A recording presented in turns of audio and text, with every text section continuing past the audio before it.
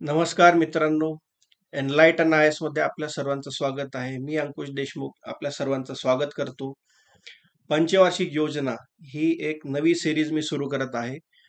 ती UPSC मराठी मधून येणारे विद्यार्थी, राज्यसेवा पूर्व, मुख्य, तसेच गट ब आणि क या सर्वच परीक्षांसाठी एकंदरीत सर्व परीक्षा ज्या आहेत, स्पर्धा परीक्षा, त्यासाठी उपयुक्त ठरेल असा हा घटक आहे.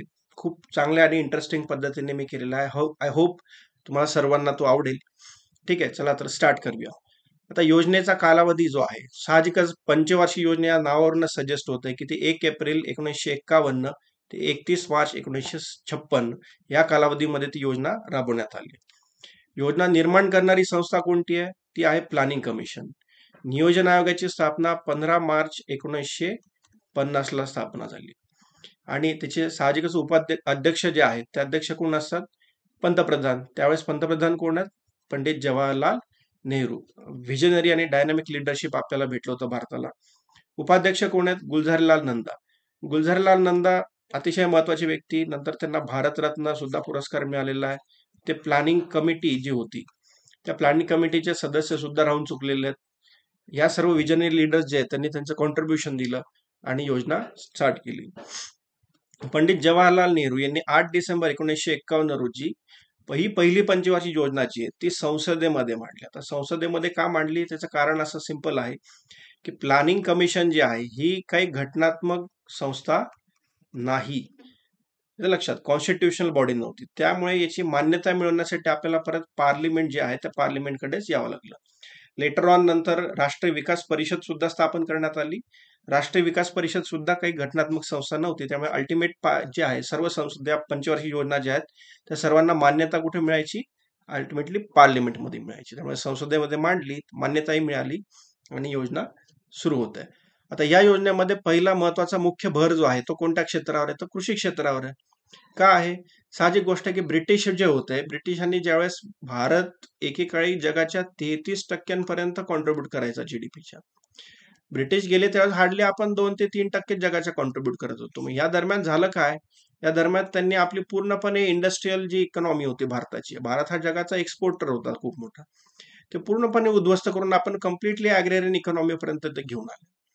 त्यामुळे कृषीवर खूप मोठा अवलंबित्व आहे, एक भाग. सेकंड, इन्फ्लक्स ऑफ पॉप्युलेशन झालंय, लोकसंख्या खूप मोठ्या प्रमाणामध्ये भारतामध्ये आलेली आहे, पार्टिशन झालेलं आहे, ती लोक भारतात आलेली आहे. आणि खरं म्हटलं म्हणजे आपलं prime moving force of the economy जे आहे ते ठेवायचं होतं आपल्याला इंडस्ट्रीयल सेक्टर. पण इमिजिएट कन्सर्न लक्षात घेता आपल्याला कृषी क्षेत्रावर भर द्यावा लागतो.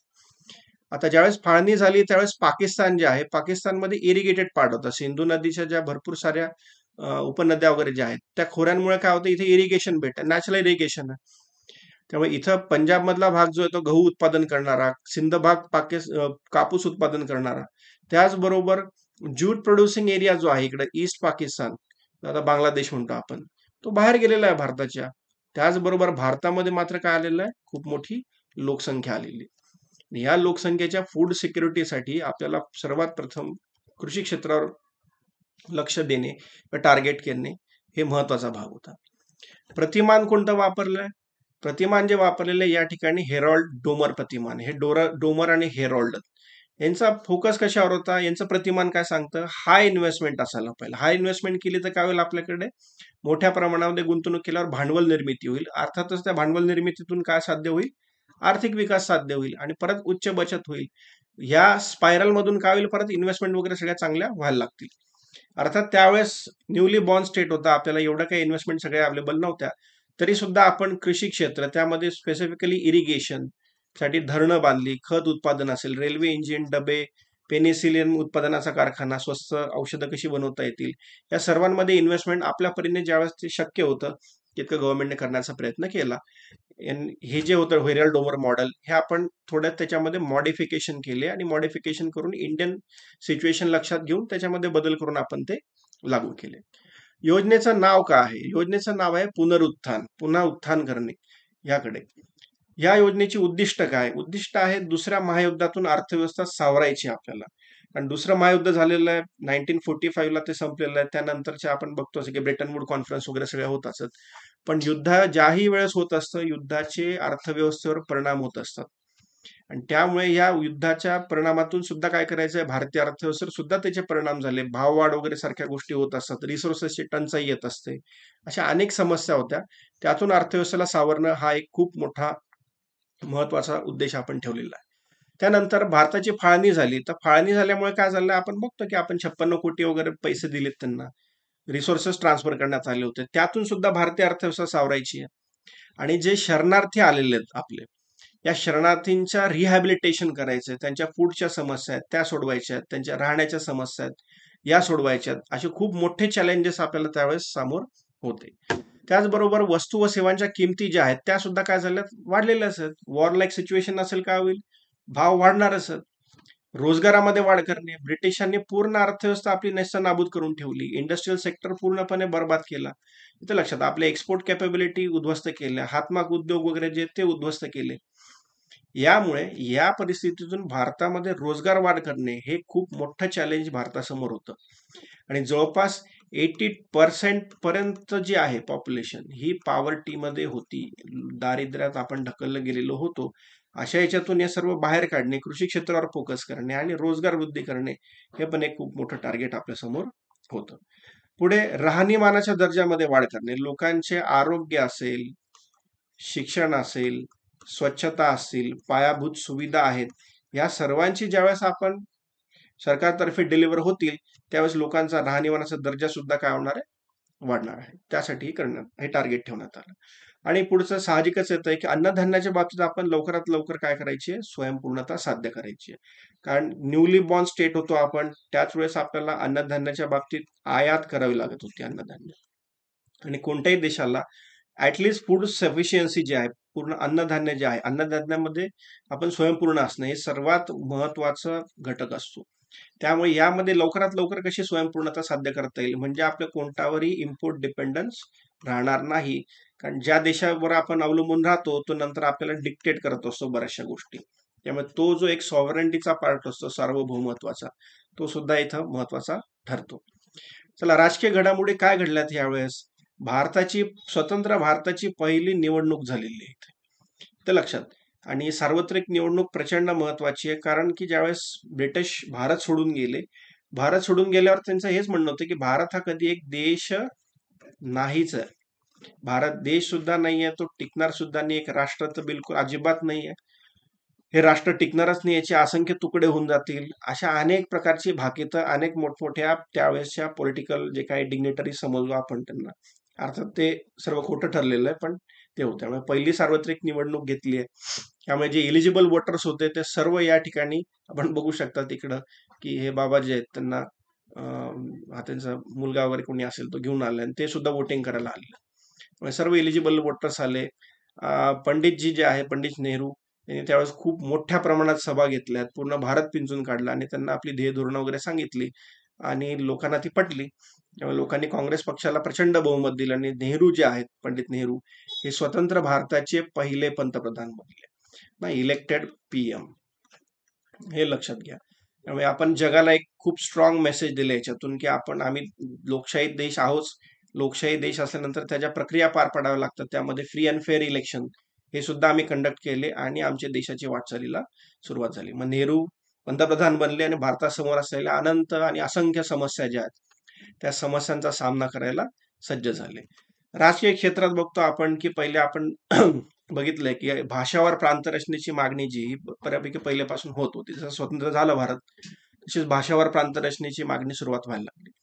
त्यामुळे एस.के. दार कमिटी आली, त्याच्यानंतर आलं होतं तुमचा JVP कमिटी, आणि या दोघांमध्ये भाषावार प्रांतरचनेच्या बाबतीत, आंध्र स्पेसिफिकलीच्या बाबतीत काही जरा ज्या प्रोव्हिजन्स झाल्या त्या प्रोव्हिजनच्या बद्दल मग नंतर परत त्यांनी नकार दिला आणि त्यातून मग उद्भवला पोट्टी श्रीरामुलू यांनी 52 दिवस उपोषण केलं आणि उपोषणामध्ये त्यांचा मृत्यू झाला. तर हे शहीद झाले आंध्र राज्यासाठी.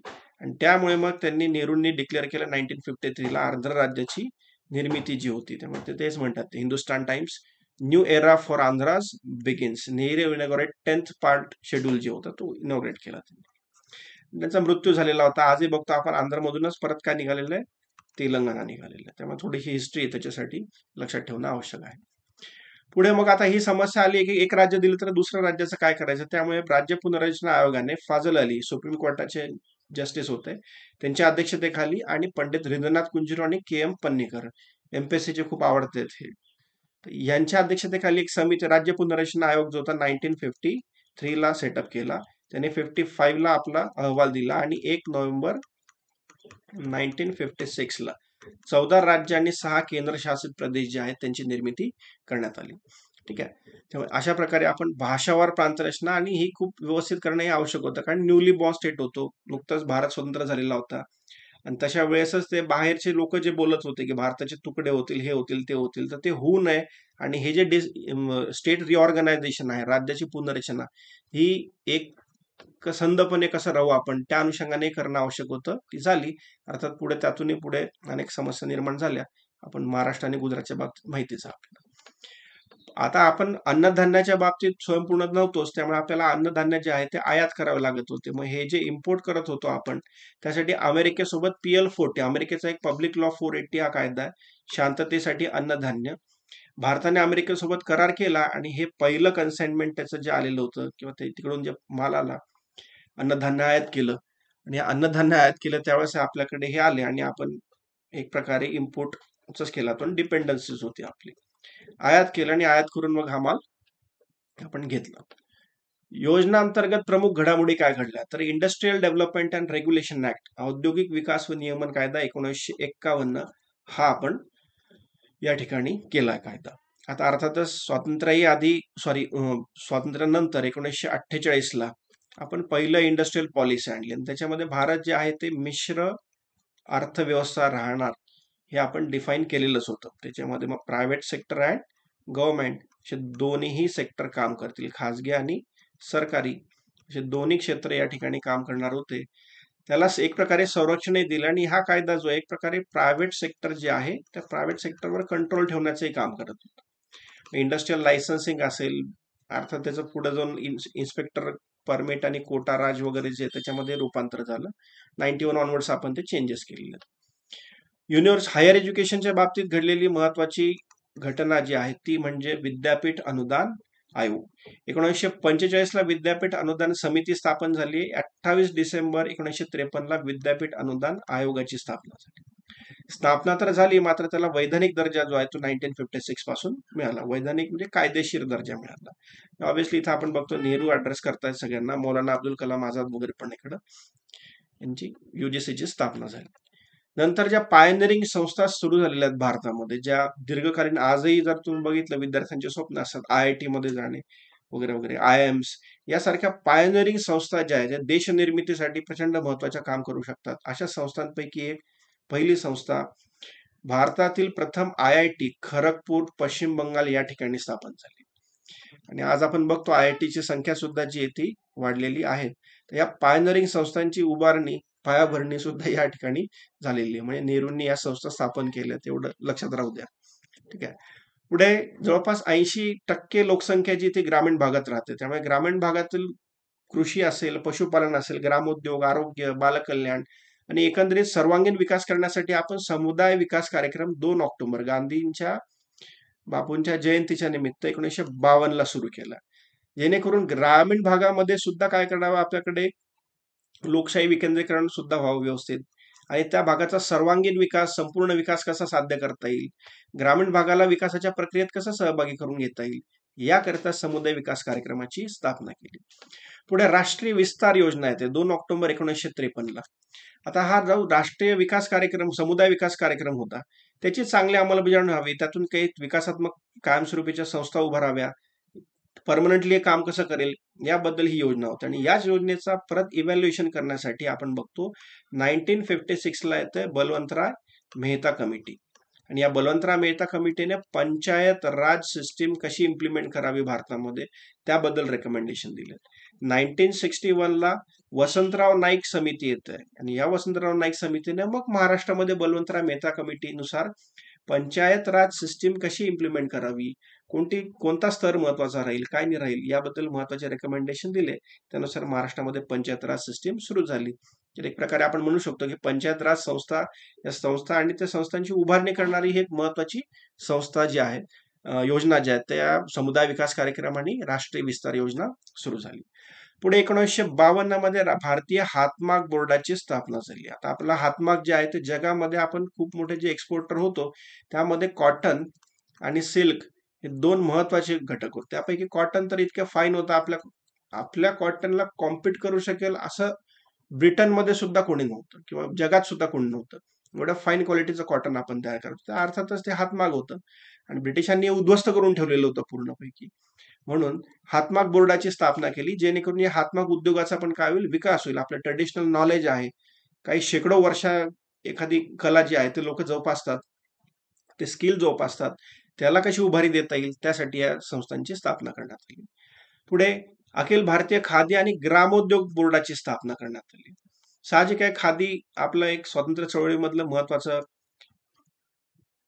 घटक होताच, येतं लक्षात स्वयंपूर्णतेबद्दलचा. आणि ग्रामोद्योग जे आहे, ग्रामोद्योग बोर्ड हे कुटीर उद्योग, ग्रामोद्योग जे आहेत त्या संदर्भात त्यांना सुद्धा चालना कशी मिळेल, त्यातून ग्रामीण भागामध्ये कशा प्रकारे रोजगार निर्माण होईल आणि त्यांची आर्थिक परिस्थिती कशी सुधारेल या अनुषंगाने घेतलेलं एक महत्वाचं पाऊल होतं. पुढे येतो आपण कृषी क्षेत्रावर फोकस केला, पण त्यासाठी आज लागतात मोठमोठी धरणं. मेघनाथ साहा जे आहे हे आणि यांच्या सदस्यांच्या बाकीचे सदस्य जे होते त्यांच्या शिफारसीनुसार अमेरिकेमधले टेनेसी व्हॅली आहे, हा एक मल्टीपर्पज प्रोजेक्ट आहे, ज्याच्यामध्ये ऊर्जा, सिंचन, नेव्हिगेशन वगैरे या सर्व प्रकारच्या ज्या काही मल्टीपर्पज बहुउद्देश जे ते साध्य करता येतील असा हा टेनेसी व्हॅली तिकडं होती. त्या अनुषंगाने आपल्याकडे काही प्रकल्प सुरू करता येईल का त्याची चाचपडणी केली. आणि दामोदर खोरे विकास योजना पश्चिम बंगाल आणि झारखंडला त्याचा फायदा होतो. 1948 मध्ये काय करण्यात आलं, ही सुरू करण्यात आली. आपण बघतो इकडे की दामोदर खोरे विकास योजनेमध्ये इथं नेहरू आहे, नेहरू गेले तिथं पाहणी करायला. त्यानंतर हे डॅम कन्स्ट्रक्ट झाला आणि नेहरूंचा असं त्यावेळेसचा कयास किंवा मानस होता की ज्या वर्करने या ठिकाणी काम केलेलं त्याच वर्करच्या हस्ते या डॅमची सुरुवात किंवा ओपनिंग जे ते आपण करायला पाहिजे. तर या संथाल कम्युनिटी मधल्या एक महिला आहे ज्यांच्या हस्ते काय करण्यात आलेलं आहे, याचं ओपनिंग करण्यात आलेलं आहे. गुड मेसेज की ज्यांनी काम केलेलं त्या ठिकाणी परिश्रम घेतले त्यांनाच काय करायचं, तो ऑनर द्यायचा. या अंतर्गत आपण बघतो दामोदर नदीच्याकडे तिलैया धरण येतं, बाराकार नदी, मैथॉन धरण, पानशेत धरण आणि कोणार धरण, हे 4 धरणं याच्या अंतर्गत बांधण्यात आले आणि इरिगेशनच्या फॅसिलिटीज ज्या त्या क्रिएट करण्यात आल्या. त्यानंतर येतोय भाकरा नांगल प्रोजेक्ट. सतलज नदीवर 1955 नोव्हेंबरला प्रोजेक्ट स्टार्ट करण्यात आला. इकडे पॉवर हाऊस ओपनिंग करताना नेहरू पण दिसतात आपल्याला. आणि भारतातले जे मॉडर्न इंडिया मधले त्यावेळेस जे आधुनिकतेला आपण सुरुवात केली होती, विकासाला सुरुवात केली, त्यामधले जे महत्वाचे प्रोजेक्ट होते त्याच्यापैकी एक होता भाकरा अँड नानगल. भाकरा नानगल जे सतलज नदीवर हिमाचल प्रदेशमध्ये भाकरा आणि पंजाबमध्ये नानगल या ठिकाणी हे प्रोजेक्ट सुरू करण्यात आले. जस्ट इमॅजिन की ते इरिगेशन पोटेन्शियल किती डेव्हलप करण्यात आलं होतं, जेणेकरून आपल्याला ऍग्रिकल्चरलाही मदत होऊ शकेल. पुढे कोसी नदी आहे, नेपाळ आणि भारताच्या सीमेवरून ही वाहते, सप्तकोसी वगैरे पण तिला म्हणतात. तिच्याबद्दल पण भारत आणि नेपाळमध्ये करार झाला आणि त्या करारातून काय करण्यात आलं की कोसी नदीवर सुद्धा प्रोजेक्ट करण्यात आले. 4 एक प्रकल्प तिथं सुरू करण्यात आले. मॅसिव्ह इरिगेशनवर, म्हणजे इरिगेशन पोटेन्शियल डेव्हलप करण्यावर मॅसिव्ह एक्सपेंडिचर करण्यात आलं. पुढे आता हिराकूड धरण. हिराकूड धरण हे अत्यंतिक महत्वाचं धरण आहे, मॅनमेड लार्जेस्ट लॉंगेस्ट डॅम म्हणून आपण म्हणू शकतो. इथं अर्थन डॅम, महानदी ओरिसा संबळपूर जवळ इकडे काय करण्यात आलं, या धरणाचं काम सुरू केलं. 1957ला पंडित नेहरू जे आहेत त्यांनी याचं ओपनिंग केलं आणि असे मोठे प्रोजेक्ट जे आहेत ते त्यावेळेस सुरू करण्यात आले. न्यूली बॉर्न कंट्री, नवा देश, नवीनच आपण नवीन समस्यांचा सामना करत असताना हे असे महत्वाचे प्रोजेक्ट जे आहेत ते सुरू करण्यात आले. जस्ट इमॅजिन हा किती मोठा स्ट्रेच आहे. मोठं धरण होतं, हे सुरू करण्यात आलं. त्यानंतर आता कृषीचा विकास करायचा, फक्त सिंचन करून चालणार नाही, आपल्याला आधुनिक खत सुद्धा लागतील. खत सुरू करण्यासाठी fertilizer corporation of India limited यांनी धनबाद जिल्ह्यामध्ये सेंद्रिय खत कारखाना सुरू करण्यात आला. हा भारतातला पहिला मोठा खत कारखाना सुरू केलेला. आज आपण बघतो नॅनो युरिया, नॅनो DAP वगैरे वापरतो आपण, त्या सर्वांची सुरुवात जी मुळात झालेली आहे ती इथून झालेली आहे. त्यानंतर पश्चिम बंगालमध्ये मिहिजम गावामध्ये चित्तरंजन गाव जे आहे त्याचं नाव चित्तरंजन करण्यात आलं. इथे चित्तरंजन लोकोमोटिव्ह वर्क्स रेल्वे इंजिनचा कारखाना सुरू केला. चित्तरंजन दास स्वराज्य पार्टीमध्ये आपण बघतो ग्रेट फ्रीडम फायटर, त्यांचं कॉन्ट्रीब्युशन पण खूप मोठं आहे, tall personality Indian freedom struggle मधली. त्यांच्या नावाला साजेसा आणि त्यांना एक प्रकारे अर्पण करणे विकास प्रक्रिया, यासाठी काय करण्यात आलं, इथं एक रेल्वे इंजिन तयार करण्याचा कारखाना, हे बघू शकता तुम्ही, रेल्वे इंजिन आहे इथं लक्षात. आणि त्यावेळेस असे रेल्वे इंजिन आपल्याकडे बनवणे पहिली फॅक्टरी तिथं स्टार्ट करण्यात आली पश्चिम बंगालमध्ये. ओके. आणि हे पहिलं इंजिन होतं तिकडं चित्तरंजन लोकोमोटिव्ह मधलं. डॉक्टर राजेंद्र प्रसाद यांनी त्याचं इनॉग्रेशन केलं आणि भारताच्या विकासाला सुरुवात झाली.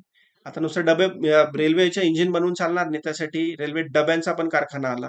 हे डबे जे आहेत ते इंटिग्रल कोच फॅक्टरी पेरामपूर चेन्नई जवळ आहे, त्या ठिकाणी या डब्यांचा कारखानाही सुरू केला. पुढे हिंदुस्थान अँटीबायोटिक्स पिंपरी जे आहे पुणे, या ठिकाणी हिंदुस्थान अँटीबायोटिक्सची स्थापना करण्यात आली. त्यासाठी वर्ल्ड हेल्थ ऑर्गनायझेशन आणि युनिसेफ यांची पण मदत घेण्यात आली.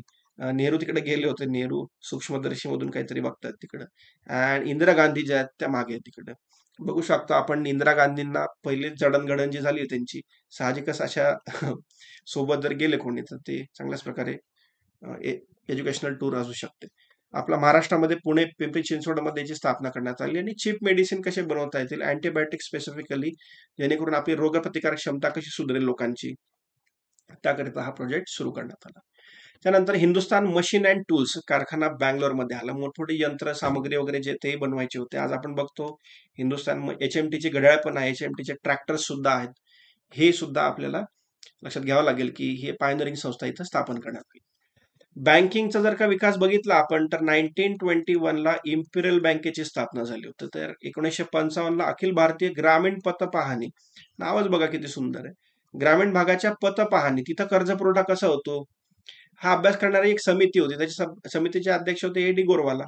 गोरवाला जे आहेत त्यांनी काय केलेलं आहे, AD गोरवाला यांनी ही समिती स्थापन झाली होती आणि त्यांनी इम्पिरियल बँकेचं रूपांतर स्टेट बँकेमध्ये करावं. पहिल्यांदा काय करण्यात आलं, इम्पिरियल बँकेचं रूपांतर स्टेट बँकेत या ठिकाणी झालंय 1955.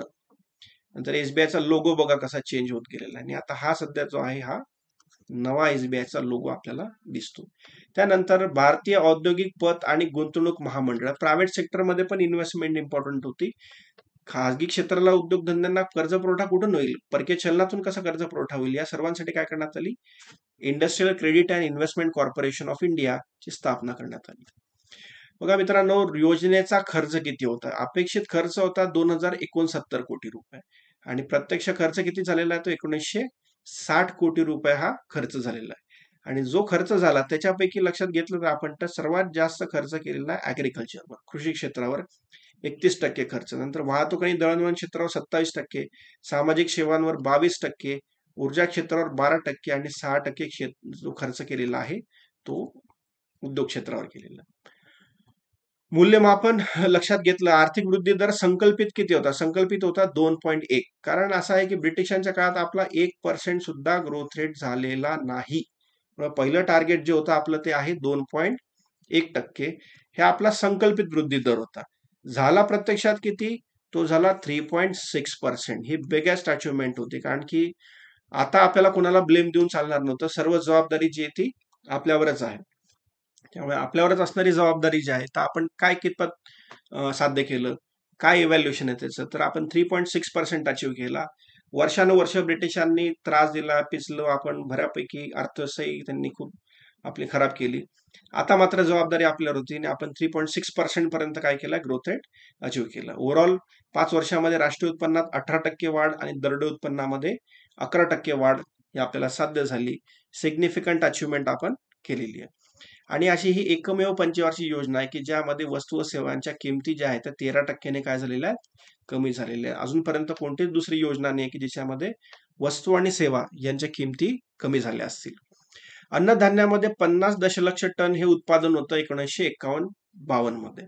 आणि जर 1955-56 योजना जेव्हा संपत आली त्यावेळेस 65 दशलक्ष टन एवढं अन्नधान्याचं उत्पादन आपण करू शकलो. म्हणजे 15 दशलक्ष टन एवढं अन्नधान्याचं उत्पादन आपण काय केलं, वाढवलं. साहजिकच सिंचनच्या फॅसिलिटीज वाढल्यामुळे काय झालेलं, हे उत्पादन शक्य होऊ शकलं. आणि आपण एक छोटं का होईना आपण सेल्फ सफिशियन्सीकडे एक पाऊल टाकलं. जलसिंचन आणि वीज क्षेत्रामध्ये सुद्धा मोठी गुंतवणूक करण्यात आली. हा एक खूप मोठा या योजनेचा फायदा होता, की या ठिकाणी खूप मोठी इन्व्हेस्टमेंट जी आहे ती इरिगेशनमध्ये करण्यात आली. म्हणूनच आपण बघतोय की 15 दशलक्ष टन एवढं उत्पादनामध्ये काय झालेली आहे, वाढ झालेली. योजनेचं ओव्हरऑल इव्हॅल्युएशन बघितलं तर योजना प्रचंड यशस्वी झाली असं म्हणू शकतो, कारण की मान्सून सुद्धा अनुकूल होता, टार्गेट सुद्धा कमी होती आणि आपण बुल्स आहे इन द सेन्स वॉट आपण टार्गेट अचीव केले, ते लक्षात. So thanks a lot. Enlighten I S मध्ये आपल्या सर्वांचं पुन्हा एकदा पुढच्या योजना ज्या आहेत त्यासाठी मी आपल्याला आमंत्रित करतो. या सबस्क्राईब करा, लाईक करा आणि शेअर करा व्हिडिओ. अपकमिंग व्हिडिओसाठी सबस्क्राईब करा. थँक्यू.